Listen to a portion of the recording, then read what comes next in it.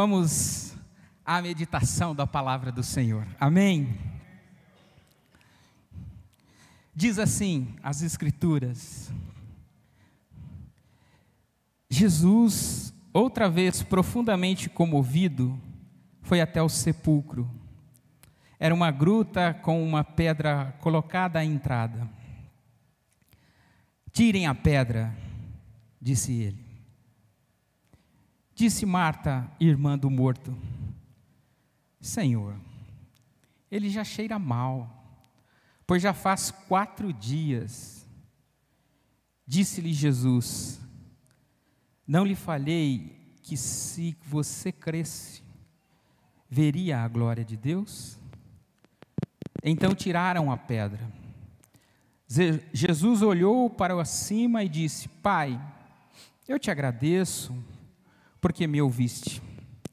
Eu sei que sempre me ouves, mas disse isso por causa do povo que está aqui, para que creia que tu me enviaste. Depois de dizer isso, Jesus bradou em alta voz: Lázaro, venha para fora.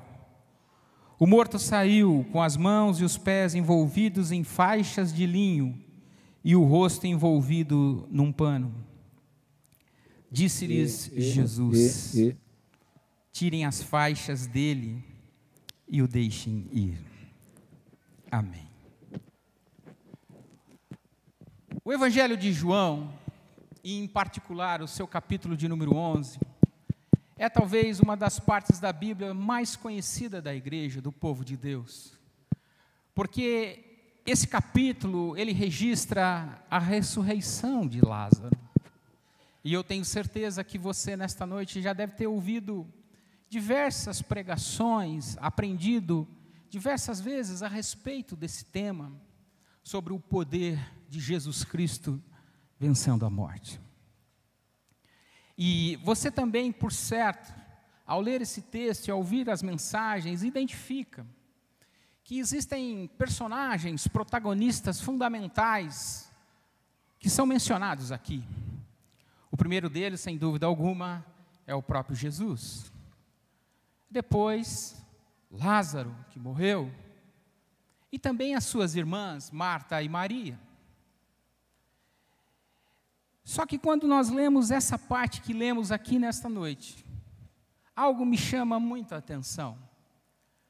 Porque Jesus, antes de fazer o milagre da ressurreição de Lázaro, ele fala uma palavra bastante peculiar.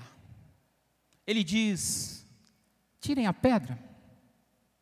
E se você faz uma leitura um pouco mais superficial, de plano, de primeira, você se pergunta: para quem Jesus está falando isso? Jesus não está falando com Lázaro nesse momento, afinal, Lázaro está morto. Eu também penso que Jesus não esteja falando com Marta e nem Maria, as irmãs de Lázaro. Elas estão de luto. E afinal de contas, tiraram uma pedra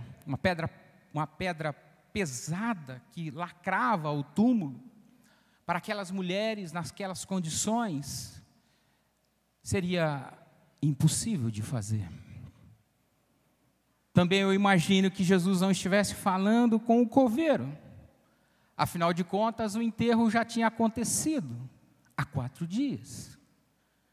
Então, com quem Jesus estava falando? Para quem Jesus deu aquele comando, aquela ordem?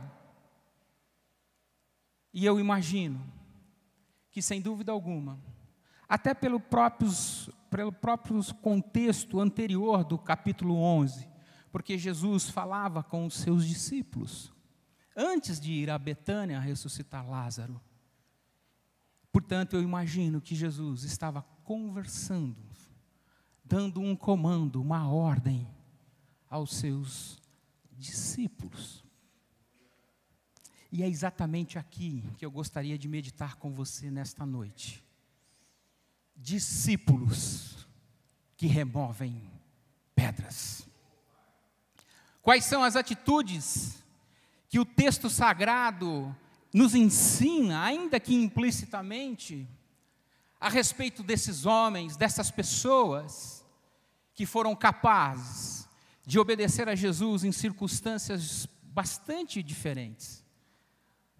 E o primeiro ponto que eu gostaria de ressaltar, que caracterizam essas pessoas, é sem dúvida alguma, que para você receber uma ordem de Jesus e a cumpri-la, é necessário, é fundamental, é a base, que a sua vida, que a minha vida, que a nossa vida, esteja debaixo da autoridade de Jesus Cristo. Olha, pensa comigo. Imagine você num enterro, num sepultamento, na frente dos familiares daquela pessoa que morreu, diante de várias testemunhas que ali estão também presentes, e você recebe um comando, uma ordem de Jesus: abra o túmulo. Vamos ser sinceros, não era uma situação muito confortável para aqueles homens, para aquelas pessoas. Eu acho que assim como eu, você também não se sentiria muito à vontade de fazer isso naquele momento. A não ser que você talvez fosse um investigador e aquela situação estivesse debaixo de uma investigação criminal, talvez, mas não é o caso. Então, se você pensar comigo, aquela ordem de Jesus, ela quebrava as tradições. E você sabe muito bem que o povo de Israel tinha muitos senões com relação à pessoa do morto, em tocar a pessoa do morto.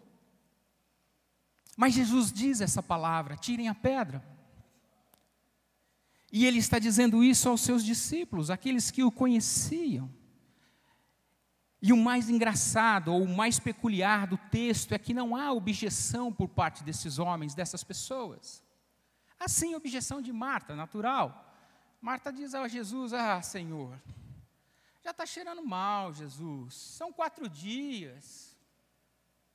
Mas Jesus diz a Marta: olha, Marta, eu já te disse lá na entrada de Betânia, quando nós nos encontramos, se você crer, verás a glória de Deus. E esses homens vencem essa barreira costumeira, essa barreira tradicional, vencem talvez a barreira psicológica da incredulidade.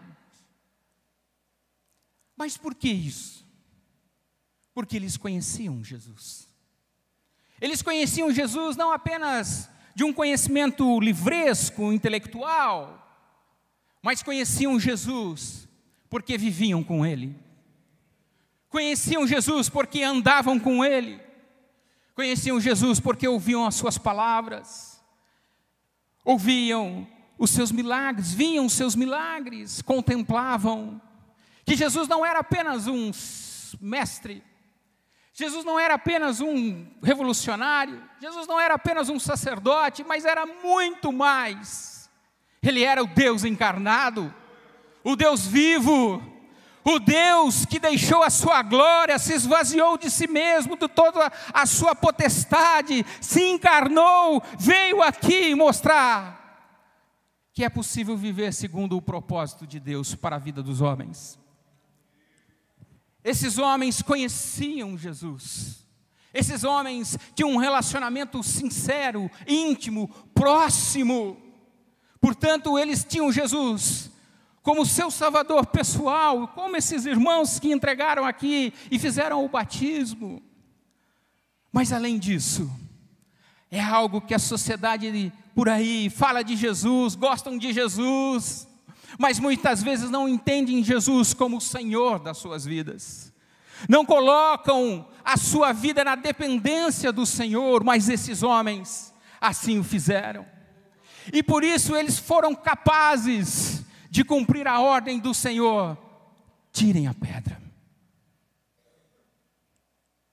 Nesta noite eu tenho certeza absoluta que o Senhor está falando conosco também.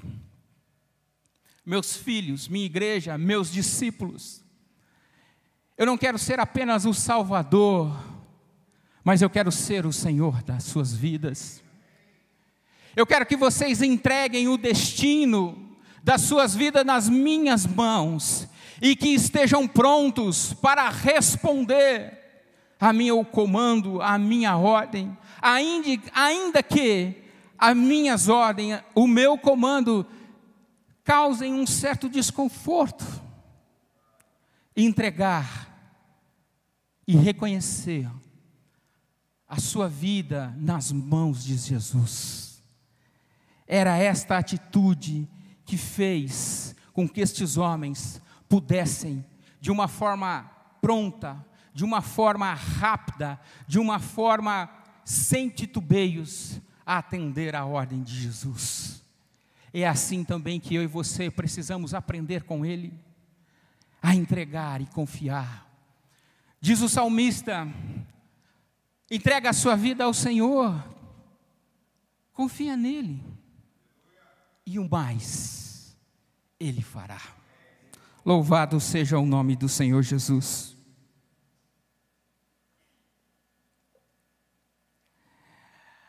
Mas, como diz um velho comercial de televisão, não basta ser pai, tem que participar também. Acho que vocês já viram isso a respeito do Gelol, não é?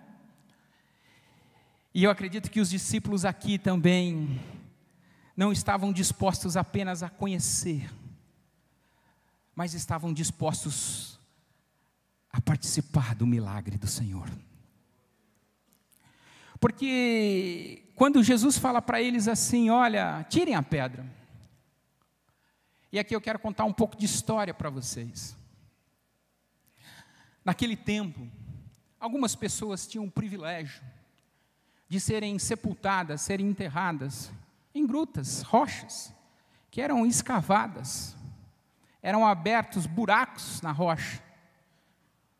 E aí aquelas pessoas que morriam eram colocadas no interior daquela rocha. E para fechar aquele túmulo, se utilizavam pedras pesadas, pedras que vedavam a entrada do túmulo de uma maneira sem igual, e que, portanto, era muito difícil fazer a remoção daquelas pedras.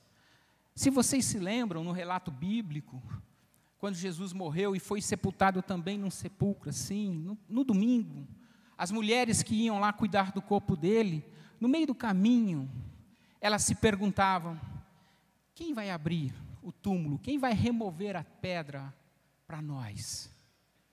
E naquele contexto, quando Jesus estava ressuscitado, o anjo veio com o seu poder e removeu aquela pedra. Portanto, não era algo muito fácil de fazer. Não era algo que apenas uma pessoa poderia, com a sua própria força física, removê-la. Mas era necessário que mais de uma pessoa, talvez uma equipe, despendessem esforços para que aquela pedra fosse tirada daquele lugar. E o que eu aprendo com isso, e eu gostaria de repartir com você, é que discípulos que removem pedras estão dispostos a se esforçar na obra do Senhor. Davi, uma certa feita, quando ele estava, enfim, numa situação, ele disse assim: olha, eu não quero fazer nada que não custe um sacrifício da minha parte para com o Senhor. E assim como aconteceu com esses discípulos também, eles precisaram empreender força física, eles precisaram dar o que eles tinham de melhor naquele momento para te remover a pedra. E o convite que Jesus está fazendo para mim e para você também: qual é o esforço que eu e você estamos fazendo na obra do Senhor? Para fazer e participar do milagre de Jesus, é necessário que você também contribua. Eu não estou dizendo aqui que Jesus não pode fazer a obra, porque Ele é soberano, Ele é Deus, Ele faz do jeito que Ele quer, da forma como Ele quer, do modo como Ele quiser, Ele não depende de nós. Mas uma coisa é certa, Ele espera que você tome uma posição, tenha uma fé operosa, no sentido de contribuir por meio da sua vida, para que os milagres de Deus aconteçam. E assim como esses discípulos fizeram, eles foram lá, obedeceram a ordem de Jesus, e removeram a pedra, colocaram o seu esforço, fizeram a sua parte. Jesus disse aqui sim, no Evangelho de Lucas, que se você quer ser meu discípulo, é necessário que você renuncie a tudo. Billy Graham, uma das frases mais felizes do seu ministério, também disse algo parecido. Ele diz: olha, a salvação é de graça, mas o preço de discipulado vai custar tudo que você tem. Então a pergunta que Deus faz para nós é: qual é o preço que eu e você estamos pagando? Qual é o esforço que eu e você estamos fazendo para que a obra de Deus siga avante? Para que os milagres de Deus sejam realizados por meio da sua vida? E outros Lázaros que estão por aí possam ser ressuscitados também para uma vida nova, uma vida em Jesus Cristo. Esforcem-se para fazer a obra do Senhor. E um terceiro ponto, que esse texto nos permite comentar com os irmãos. Quando aqueles homens tiram a pedra, quando aqueles homens tiram aquilo que impedia Lázaro de ouvir a voz de Cristo, Jesus fala com o morto. É como se Jesus estivesse dizendo: olha, morte, você vai perder mais uma. E Jesus então diz as suas palavras a Lázaro: Lázaro, vem para fora. E segundos após esta ordem, eis que surge o que estava morto, vivo. Lázaro ressuscitou para a glória do nome de Jesus Cristo. Imagine a euforia, imagine o rosto das irmãs de Lázaro ao ver o seu irmão vivo novamente. Imagine aquelas pessoas que testemunhavam a dor, a tristeza, a falta de esperança, vendo Lázaro ressurgir vivo por meio das palavras de Jesus. Imagine o clima, a festa, a alegria de ver Lázaro novamente com vida. Mas Jesus é detalhista. Jesus é cuidadoso. Jesus, Ele cuida, Ele está atento aos detalhes da sua vida também. Ele olha para Lázaro e vê que Lázaro estava ainda enfaixado. O texto diz, nas mãos, nos pés e no rosto. Vocês sabem que naquela oportunidade as pessoas, quando eram sepultadas, elas eram enroladas em faixa. E Lázaro, apesar de ter ressuscitado novamente em Cristo para uma nova vida, ele sai do túmulo com algumas faixas ainda no seu corpo. E aí eu quero fazer uma analogia aqui, para dizer que estas faixas ainda representavam coisas que prendiam Lázaro à vida anterior, à vida sem esperança. Talvez você, como eu também, tenhamos ainda coisas, pensamentos, atitudes, comportamentos, que não estão ainda muito bem alinhados à vontade do Senhor Jesus. São essas faixas que nos prendem ainda.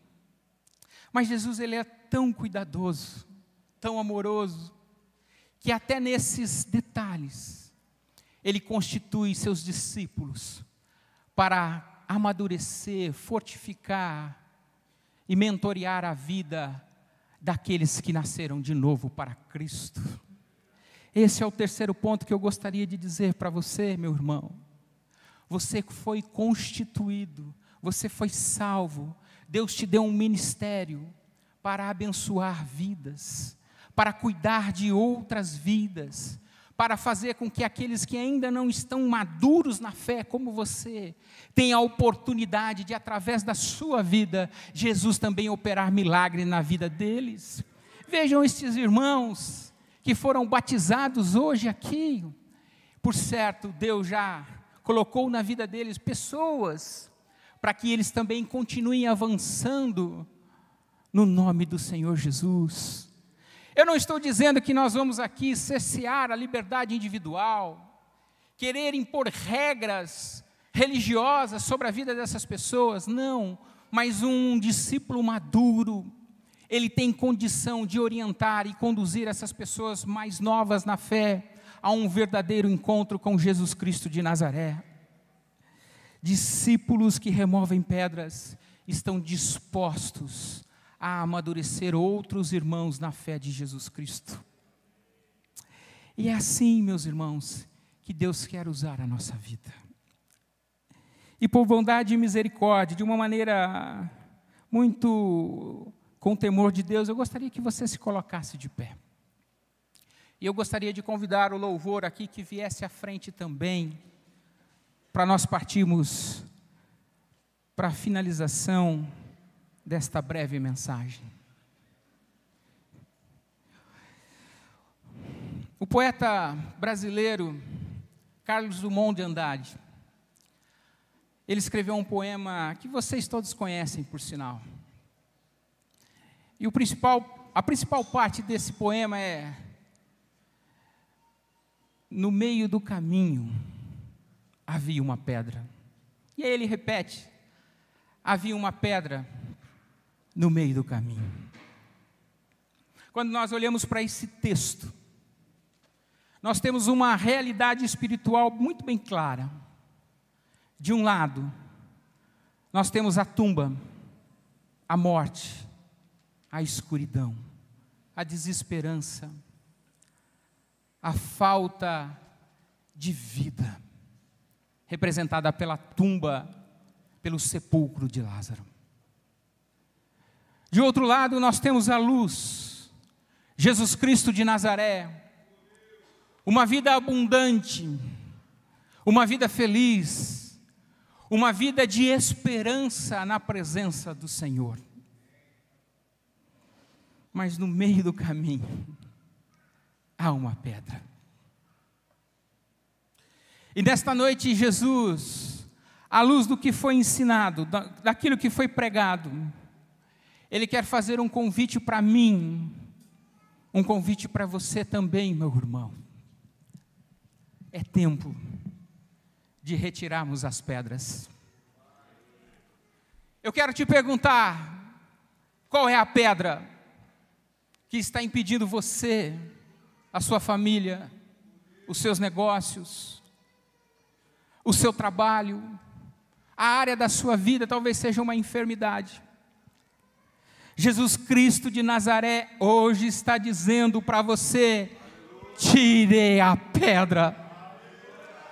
Tire a pedra que o impede de viver plenamente em Jesus Cristo.